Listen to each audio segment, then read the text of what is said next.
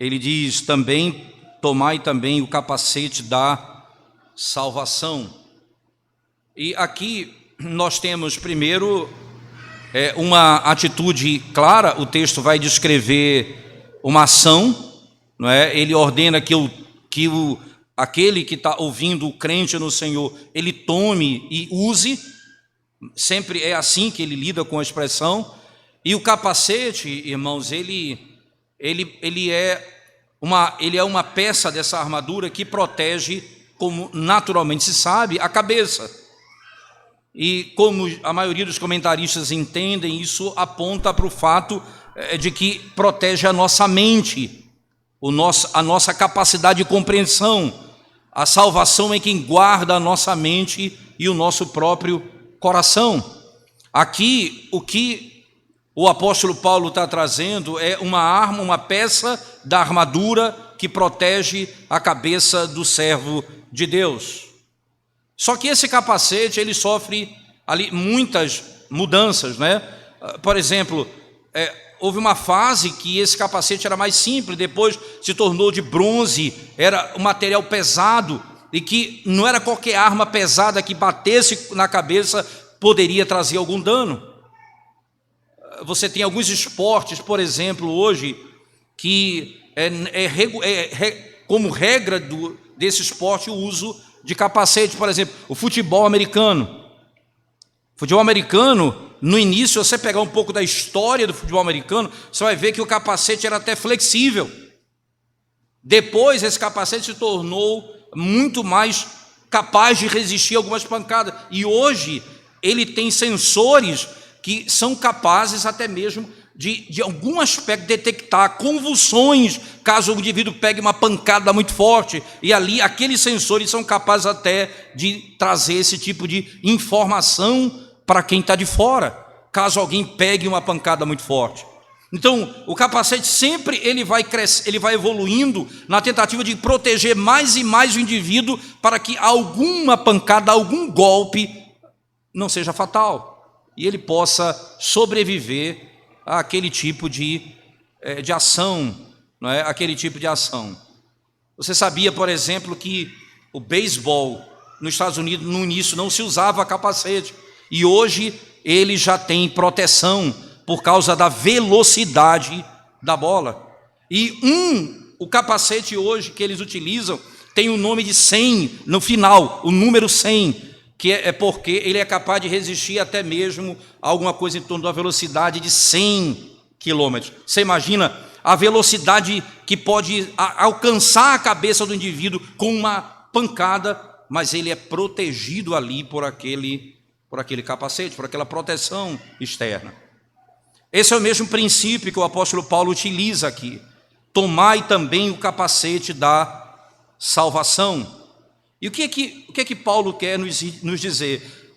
Veja como ele associa o termo, capacete da salvação.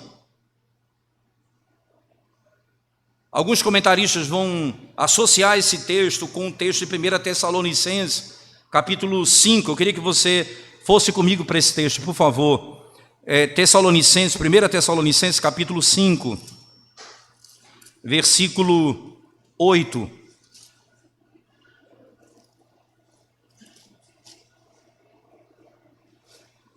1 Tessalonicenses, capítulo 5, versículo 8. Diz assim a palavra de Deus, irmãos. Nós, porém, que somos do dia, sejamos sóbrios, revestindo-nos da couraça da fé e do amor, e tomando como capacete a esperança da salvação. E tomando como capacete a esperança da salvação. O que exatamente significa isso, irmãos? Por que a salvação deve ser o nosso capacete? Segundo Paulo aos Tessalonicenses, significa esperança. Qual é literalmente o objeto, irmãos, literalmente da nossa salvação? Eu penso o que ele tem por objeto, o que a esperança ela vai produzir. A esperança, ela não é aquilo que eu tenho que eu não tinha antes, mas aquilo que eu já tenho, perceba, que eu já tenho e tenho a certeza que terei ainda em maior glória no futuro. A convicção daquilo que eu tenho em Cristo e da certeza de que aquilo que eu tenho ainda me será dado em maior glória e em maior número. O capacete, ele protege a cabeça, como falamos. A boa esperança da salvação, ela é bem fundamentada e bem edificada. A esperança da salvação, ela vai produzir pureza da alma e, ao mesmo tempo, graça para não ser contaminado por Satanás. E confortará a minha alma e manterá a minha paz de ser atribulado ou destruído pelo próprio Satanás. Veja bem os princípios aqui. Primeiro, a boa esperança, ela é bem fundamentada e ela é bem edificada. A esperança da salvação, ela vai tanto purificar a minha alma, quanto me guardar de ser contaminado por Satanás. E também confortará a minha alma e guardará a própria alma de ser atormentada pelo próprio Satanás diante das minhas lutas. Porque Satanás aqui, que está nos versos 10, 11 e 12, do mesmo capítulo 6 de Efésios, ele vai tentar o crente ao desespero. Ele vai tentar o crente a perder a paz e até mesmo a convicção. Mas a boa esperança vai manter o crente confiando em Deus e se alegrando nele em meio às suas muitas angústias. Em meio às suas muitas angústias. Primeira coisa que eu preciso ver, então, o capacete da salvação, como diz o texto de Efésios, ele é, como diz Paulo aos Tessalonicenses, como descrito no próprio texto, não é? É como ele diz, a esperança da salvação como capacete. A esperança da salvação como capacete. Onde está fundada essa esperança? Onde está fundamentada a minha salvação? O que eu preciso saber para me proteger das garras de Satanás? O que Paulo fez aqui na carta aos Efésios.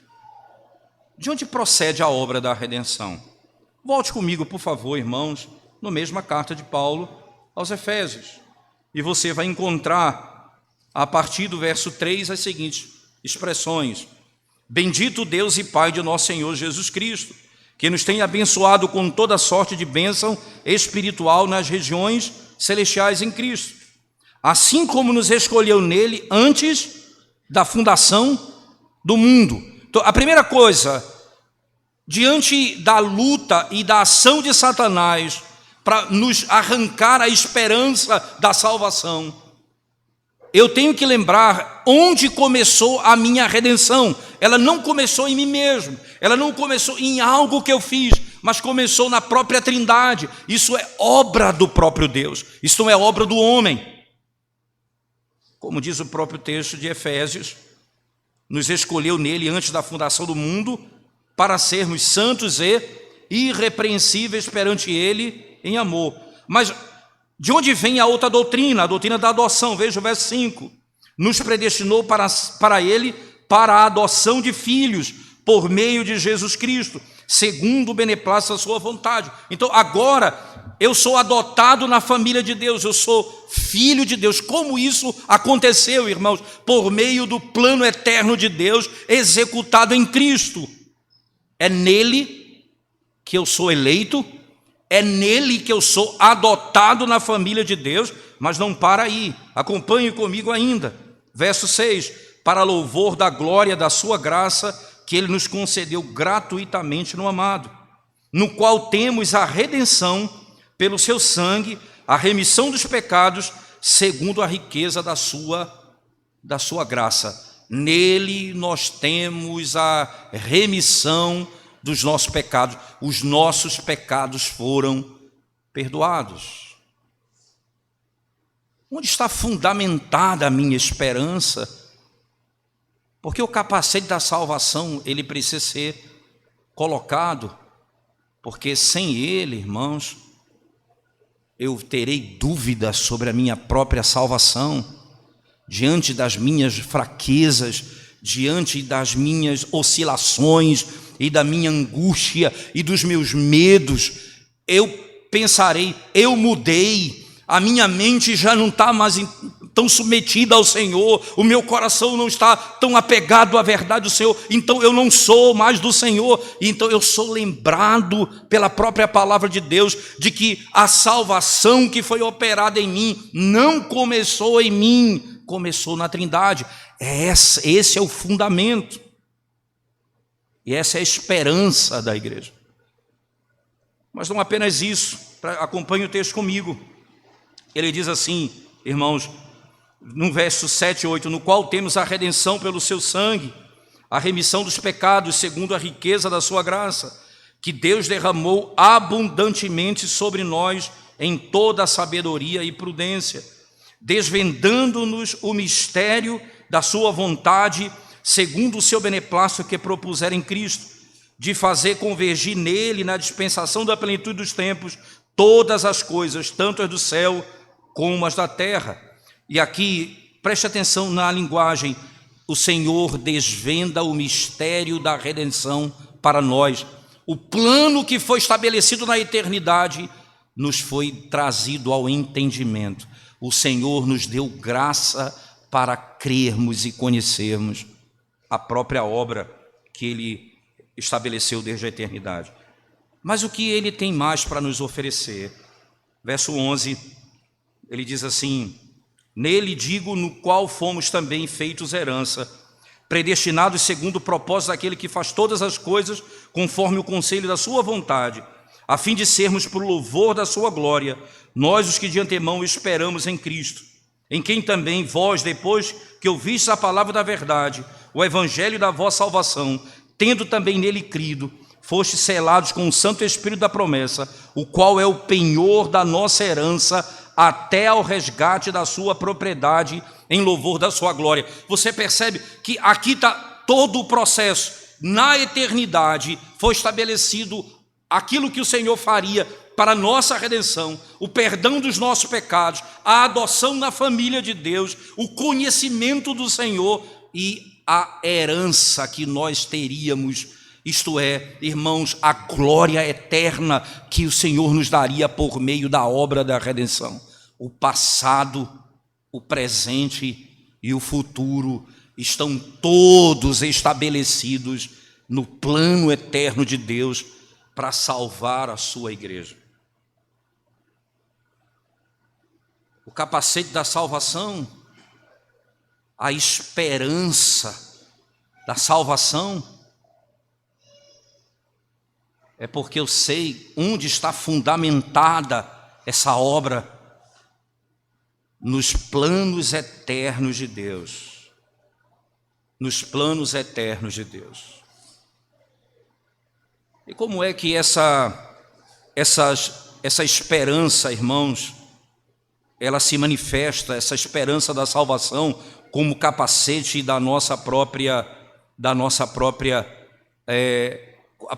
capacete da salvação, como Paulo utiliza em Efésios 6, capacete da salvação, mas lá em Tessalonicenses, o capacete como, e a expressão é essa, a esperança da salvação como capacete, a esperança da salvação, a certeza de que nós estamos com o Senhor, está estabelecida aqui.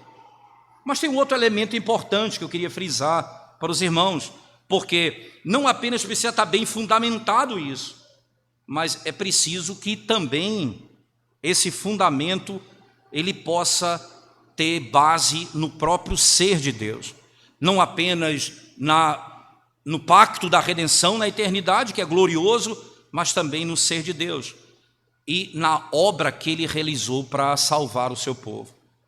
Sabe como era que Israel, irmãos, esperava, e como foi que quando Deus veio libertar Israel do cativeiro, qual foi a base que ele utilizou?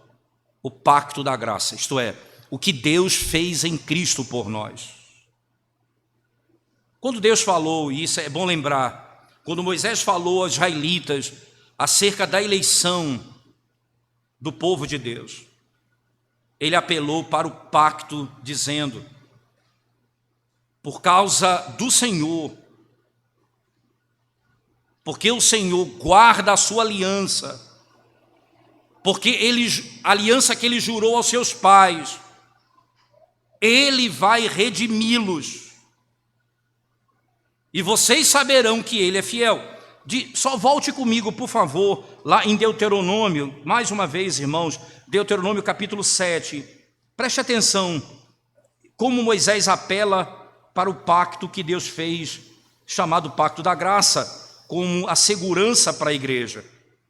Deuteronômio 7, verso 8 a 9, diz assim o texto: mas porque o Senhor vos amava, e para guardar o juramento que fizera a vossos pais, o Senhor vos tirou com mão poderosa e vos resgatou da casa da servidão, do poder de Faraó, rei do Egito. Saberás, pois, que o Senhor teu Deus é Deus, e o Deus fiel, que guarda a aliança e a misericórdia até 1000 gerações aos que o amam e cumprem os seus mandamentos. Vocês vão saber que o Senhor é o Deus que cumpre suas promessas, é o Deus que fez um pacto e ele cumpre a sua aliança. Quando lá em Neemias, você vai encontrar isso, não precisa abrir, mas anote, Neemias capítulo 1, versos 5 e 6.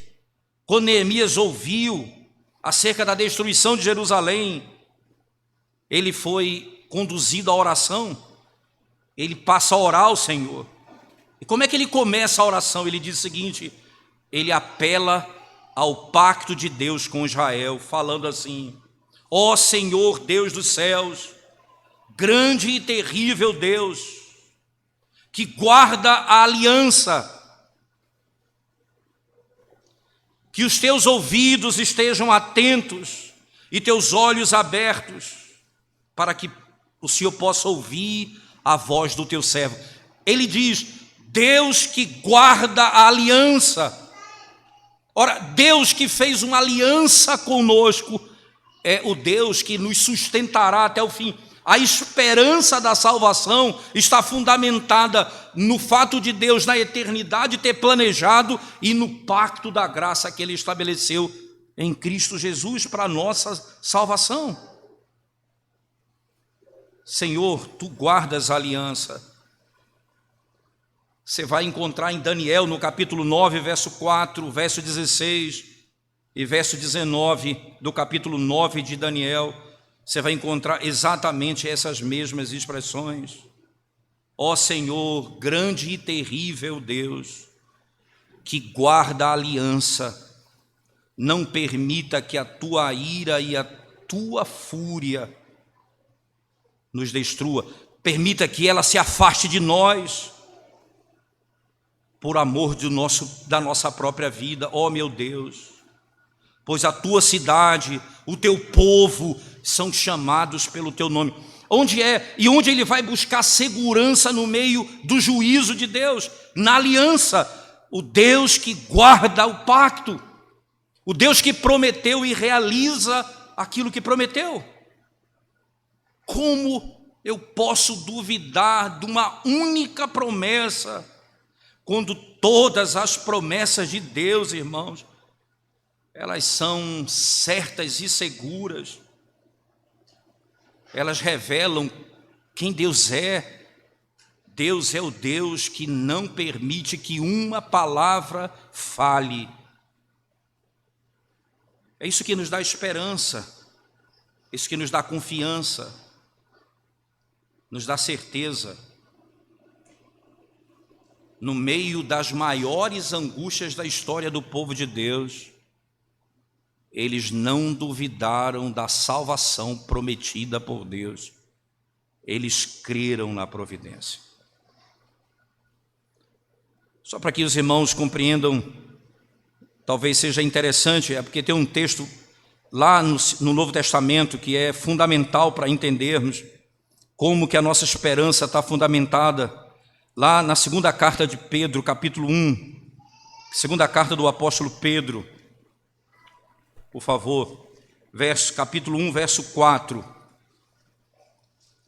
Segunda carta de Pedro, capítulo 1, verso 4, diz assim, a palavra de Deus: pelas quais nos têm sido doadas, segunda Pedro 1, 4, pelas quais nos têm sido doadas as suas preciosas e muito grandes promessas, para que por elas vos torneis coparticipantes da natureza divina, livrando-vos da corrupção das paixões que há no mundo, pelas quais nos têm sido doadas as suas preciosas e muito grandes promessas, para que por elas vos torneis coparticipantes da natureza divina, livrando-vos da corrupção das paixões que há no mundo.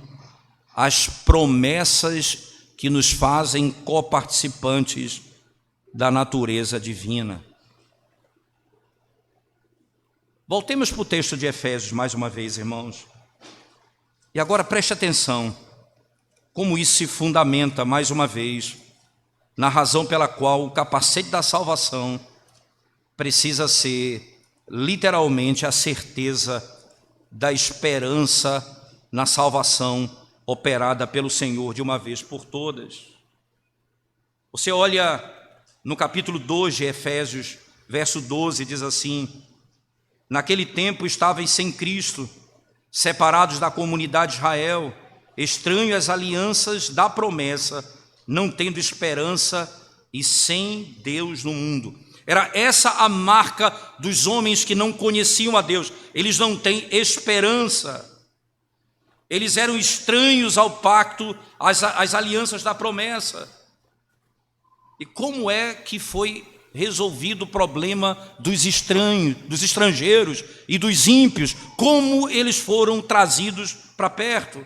É só você olhar o verso seguinte, o verso 13, ele diz: mas agora em Cristo Jesus, vós que antes estáveis longe, fostes aproximados pelo sangue de Cristo. Você percebe? A obra da redenção, é o que Cristo fez por nós, é que nos faz ter esperança. Veja, vocês estavam alheios à esperança, vocês estavam alheios às promessas, agora vocês foram aproximados pelo sangue de Cristo. O sangue do Cordeiro não apenas purifica o seu pecado, mas ele também traz você para dentro das promessas que Deus fez. É por isso que é impossível enfrentar as ciladas e as ações de Satanás sem que eu tenha na minha cabeça e na minha mente aquilo que Deus fez por mim.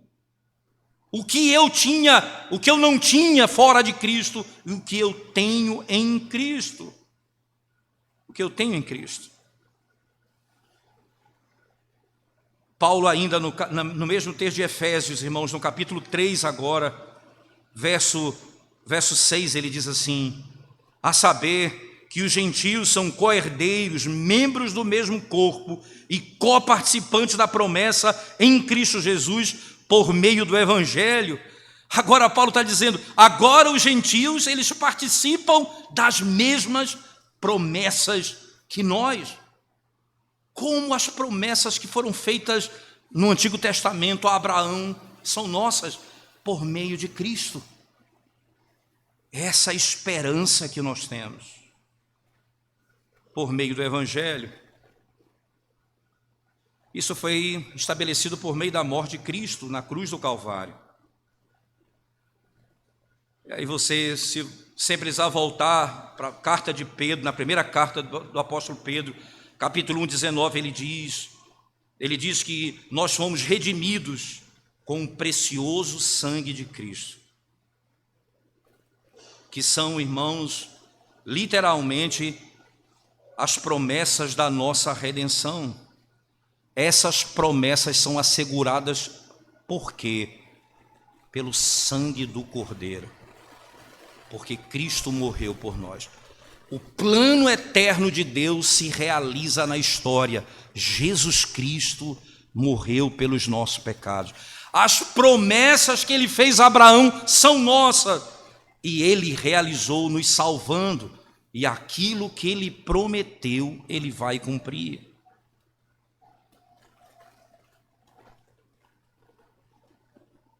Você sabe por que Cristo é tão glorioso nessa história, irmãos, aqui? Por que ele é a fonte de toda a bênção? Isto é, por que é por meio dele que as promessas são trazidas a nós? E por que é nele que a nossa salvação é manifestada? Porque, sabe a quem primeiro a promessa foi feita? Foi feita primeiramente a ele. A promessa foi feita primeiramente a Cristo como único Filho de Deus. Foi feita a ele como mediador e como cabeça da igreja. E ele recebe tudo aquilo que o Pai prometeu nas suas mãos.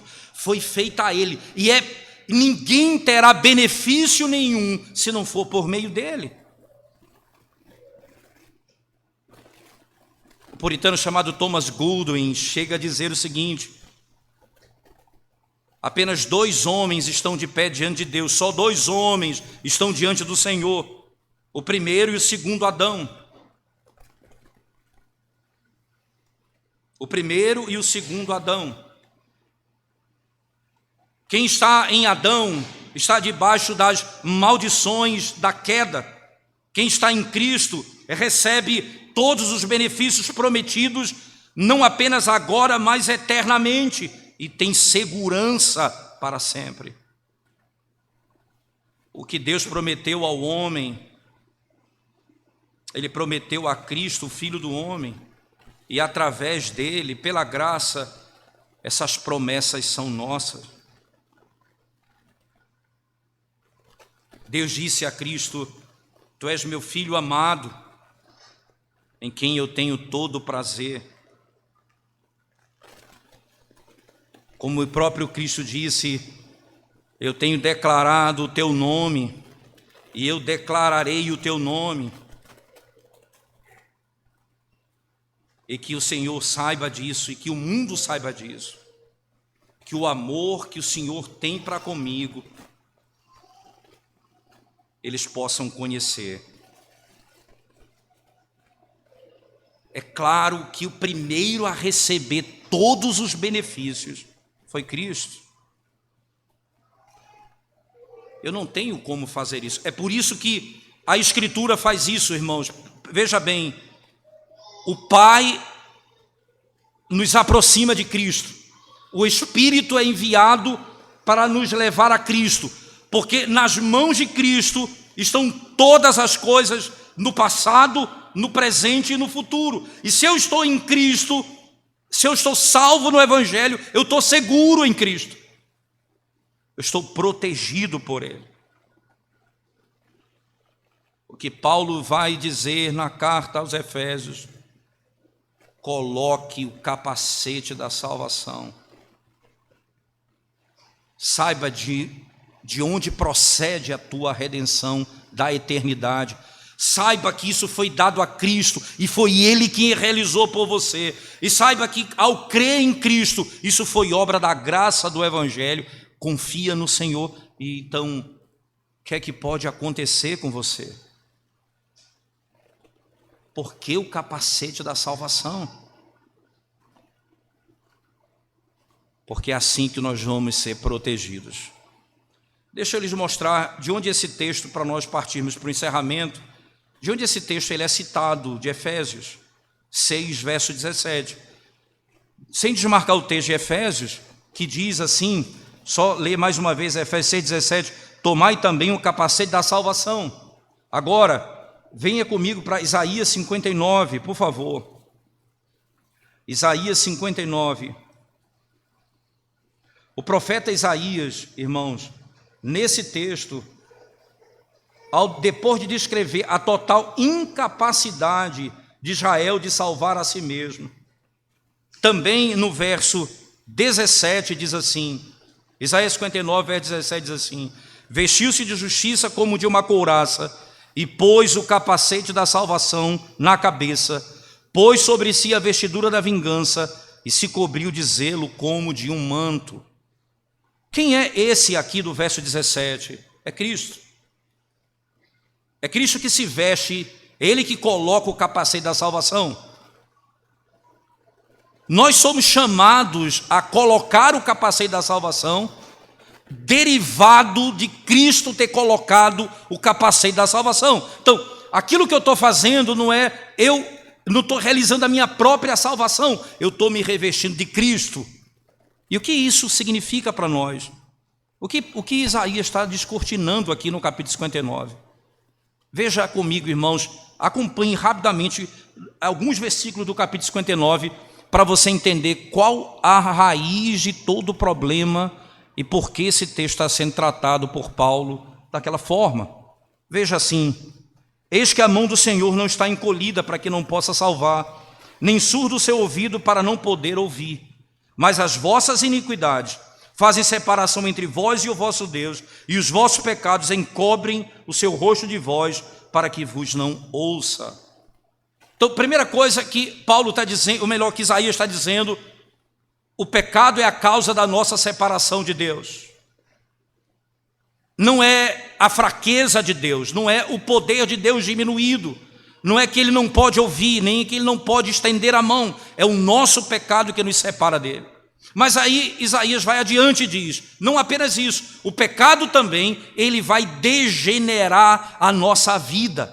Veja o verso 3, porque as vossas mãos estão contaminadas de sangue, e os vossos dedos de iniquidade. Preste atenção, mãos e dedos estão contaminados pelo pecado. Ainda, e os vossos dedos de iniquidade, os vossos lábios falam mentiras e a vossa língua profere maldade. Veja, mãos e dedos, lábios e língua, todos estão contaminados, tudo contaminado pelo pecado. Mas não para aí, acompanhe comigo ainda. Verso 3, porque as vossas... Verso 4, ninguém há que clame pela justiça, ninguém que compareça em juízo pela verdade. Confiam no que é nulo e andam falando mentiras, concebem o mal e dão à luz a iniquidade. Veja, eu penso o mal e dou à luz a iniquidade. Segundo, a minha mão e os meus dedos. Terceiro, os meus lábios e a minha língua. O que eu penso, o que eu falo e o que eu faço, tudo está contaminado pelo pecado. Há uma tendência no coração do homem em confiar na sua própria mão para a sua salvação. Há uma tendência no coração do homem em acreditar que ele vai ser salvo por aquilo que ele faz. E vocês vão lembrar muito bem a primeira reação prática de Adão e Eva quando pecaram, sabe qual foi? Fazer com as próprias mãos uma vestimenta para si, imediatamente. E veja que o texto vai na sequência dizer isso. Isaías 59. Veja, versos 5 e 6. Chocam ovos de áspide e tecem teias de aranha. O que comer os ovos dela morrerá. Se um dos ovos é pisado, sai-lhe uma víbora. Presta atenção. Tudo que eles produzem é veneno. As suas teias não se prestam para vestes. Os homens não poderão cobrir-se com o que eles fazem. As obras deles são obras de iniquidade, obras de violência há nas suas mãos. Eles vão tentar fazer com as próprias mãos algo para cobrir a sua própria nudez. E ele diz, eles não poderão se cobrir com o que eles fazem com as próprias mãos, porque as suas mãos estão contaminadas pelo pecado. Eu não posso colocar o capacete da salvação com o que eu faço com as próprias mãos.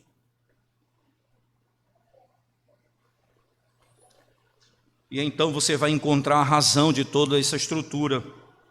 Verso 16 diz assim, do capítulo 59, viu que não havia ajudador algum e maravilhou-se de que não houvesse um intercessor, pelo que o seu próprio braço lhe trouxe a salvação e a sua própria justiça o susteve. O que é que o Senhor está dizendo? Viu o Senhor que ninguém poderia produzir a sua própria salvação. Ele se maravilhou, não havia ninguém que pudesse ajudá-lo. O que ele teve de fazer? Ele mesmo teve de fazer. O texto vai dizer, pelo que o seu próprio braço lhe trouxe a salvação e a sua própria justiça o susteve. Aí vocês lembram que o homem ele tenta se vestir com o que ele faz? Agora o verbo vestir volta de novo ao verso 17. Vestiu-se de justiça como de uma couraça e pôs o capacete da salvação na cabeça. Ele mesmo se vestiu para salvar. E o mesmo que colocou o capacete da salvação é o mesmo que vai destruir os seus inimigos. Veja a parte B do verso 17. Pôs sobre si a vestidura da vingança e se cobriu de zelo como de um manto. Ele vai libertar o seu povo e vai destruir os seus inimigos. Agora Paulo diz lá em Efésios, tome o capacete da salvação.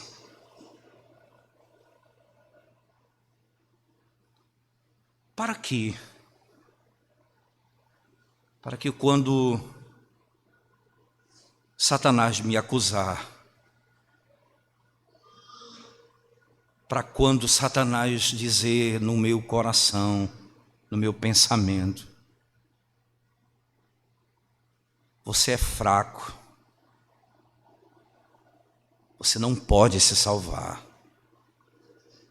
você está condenado. Eu vou lembrar daquele que me justifica. Eu vou lembrar daquele que colocou sobre sua cabeça o capacete da salvação e me libertou da minha própria iniquidade, imundície e pecado.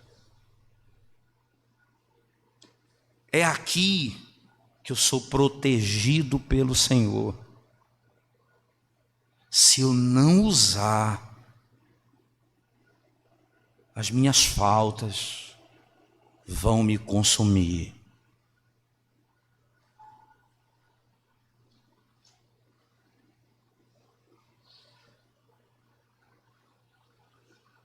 E o que isso fará comigo na prática, irmãos? Lembre que a esperança da salvação é o capacete. Eu espero, como Paulo escreve aos Tessalonicenses. O que é que essa esperança de ser salvo ainda produz em mim? Nós queremos e veremos ao nosso Deus face a face.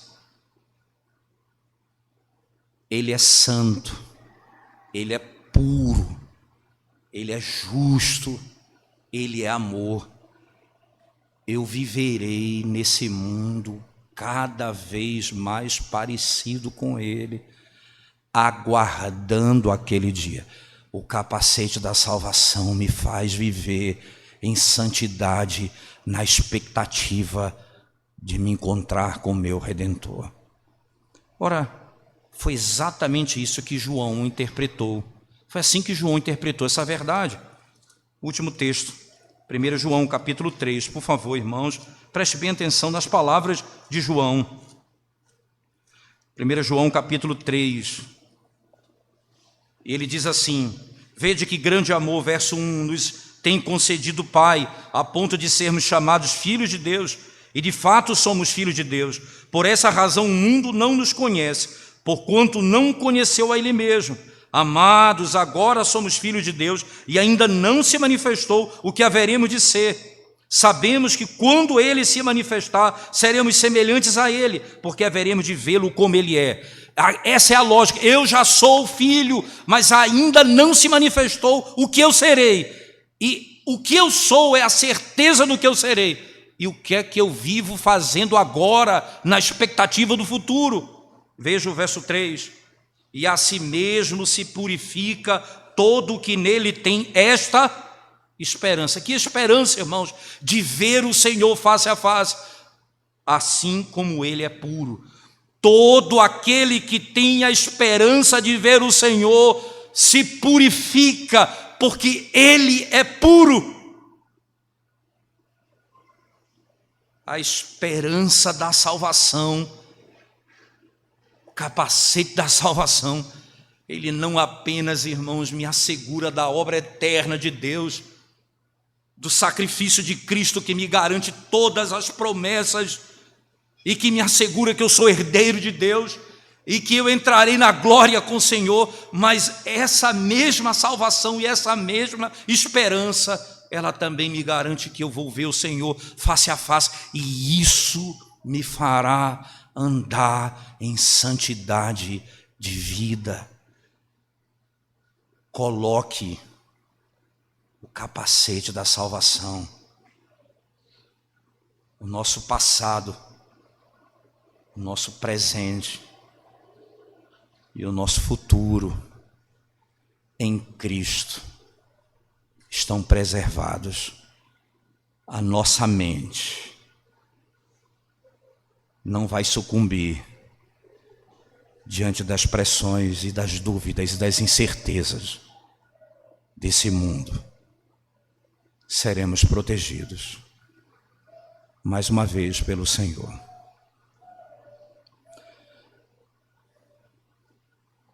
Eu olho para você que talvez não tenha Jesus Cristo na sua vida hoje, e nos seus embates contra as suas fraquezas. Qual a tua esperança?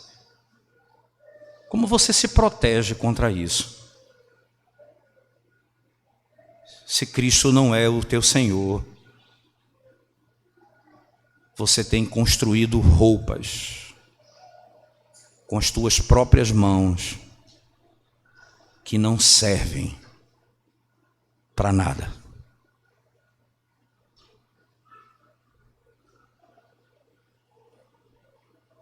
É como aquele indivíduo enganado pelo alfaiate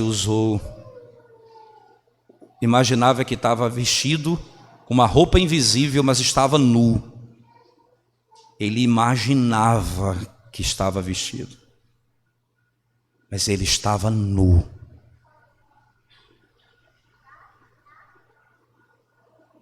A nossa vergonha, o nosso pecado, a nossa culpa, Jesus levou sobre si. Estamos livres e seguros com a salvação que Ele proveu para nós, não apenas hoje, mas para sempre. Amém. Vamos curvar nossa cabeça e vamos à presença de Deus em oração mais uma vez, irmãos. Oremos ao Senhor. Senhor nosso, aplica a Tua palavra ao nosso coração, fortalece a nossa fé e a nossa esperança em Ti, Senhor. Concede-nos a graça de termos os nossos olhos desvendados para contemplarmos a glória do que o Senhor fez por nós. E a nossa alma e a nossa mente estejam seguras com a obra da redenção, e nada nesse mundo possa nos abalar. Abençoa a Tua igreja, fortalece a nossa fé, anima a nossa alma, socorre-nos nas nossas fraquezas. Ó Salvador nosso e Senhor nosso, no Teu nome nós oramos. Amém.